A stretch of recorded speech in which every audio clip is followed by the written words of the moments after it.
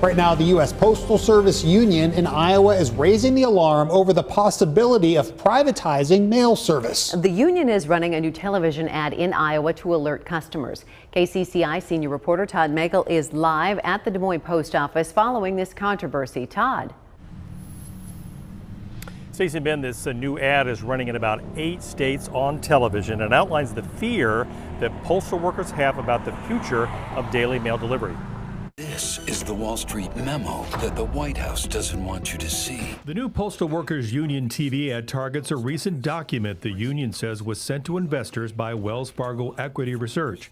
It discusses a possible path to privatization of the post office and a higher price for mail service. It's going to affect all Americans. It's not about postal workers. Kimberly Carroll is sounding the alarm. She's the president of the American Postal Workers Union in Iowa. We depend on the Postal Service. Carroll was in New York City Thursday morning at a rally of Postal Service workers in front of the Wells Fargo office near Wall Street. If the Postal Service is privatized, that's exactly what's going to happen to our mail service. It will cease to exist. People in Iowa will either have to pay exorbitant amounts of money in order to receive their mail, or we will have to wait for days and days. In a statement, Wells Fargo says, quote, "The research report we published did not recommend the privatization of the U.S. Postal Service.